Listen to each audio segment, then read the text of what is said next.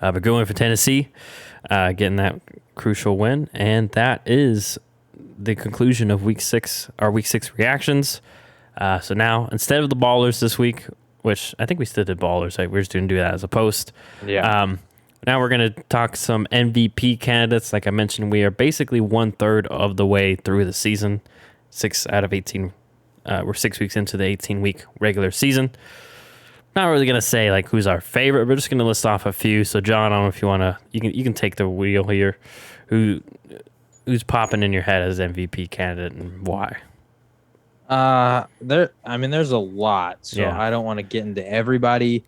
First off, the guy we just talked about, and I always got to bring him up because he's not a quarterback, and I'm a big believer this isn't a QB award, but Derrick Henry. I mean, the guy is a monster. I don't have the stats in front of me, but I think he leads the league in rushing by like a healthy amount of yards. He already has 10 rushing touchdowns. I mean, like Derrick Henry is a beast. It's impossible to ignore him.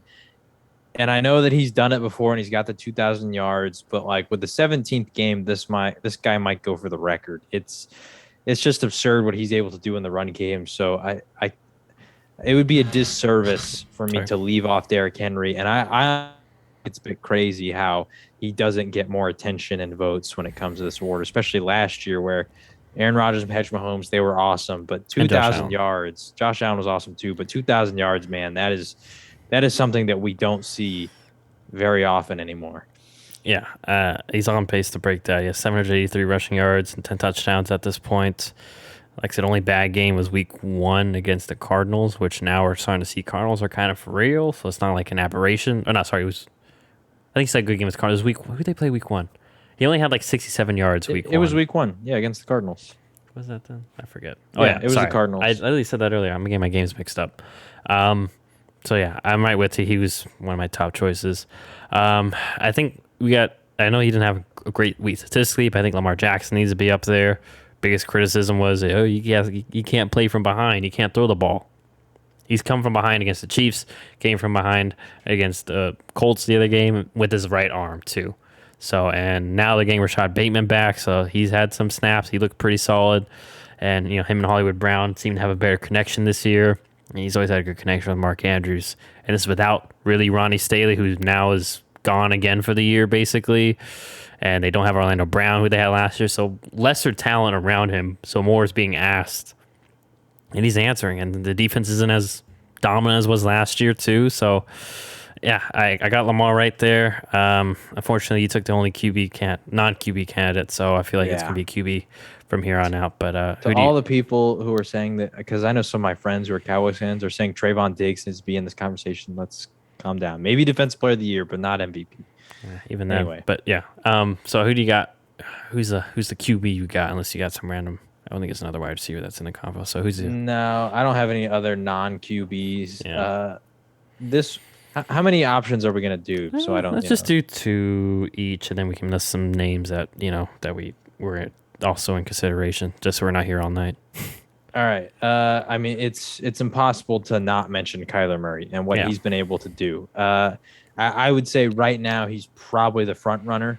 Actually, I don't know. After this past week, I would say before week 6, he was the front runner. He didn't have a craziest performance, like you said. He did have 4 fumbles. He didn't lose any, but he's just been absurd. I mean, the guy is one of the best dual threat quarterbacks of all time, and definitely one of the best dual threats right now. I mean, this year specifically, he's not even really having to do it with his legs that much. He's mainly killing people with his arm. His team is 6-0.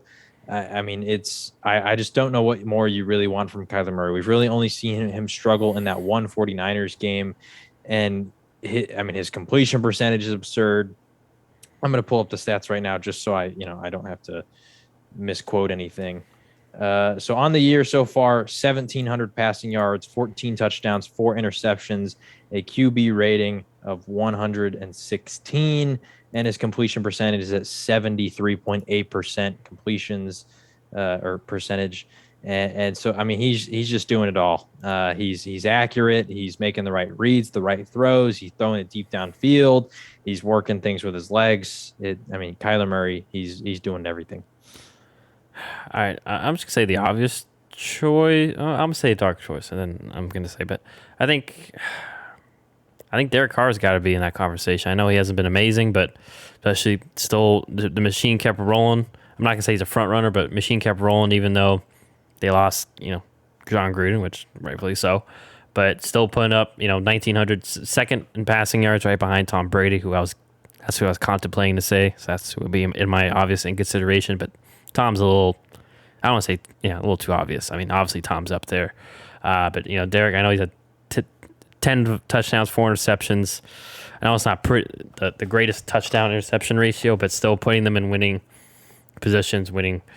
Granted, some of those touchdowns probably were just right there and handoffs and such. We always, I feel like we don't quantify that enough. Is that quarterbacks could have a lot more touchdowns if some coaches weren't so old school with okay, well, now we're gonna run it in.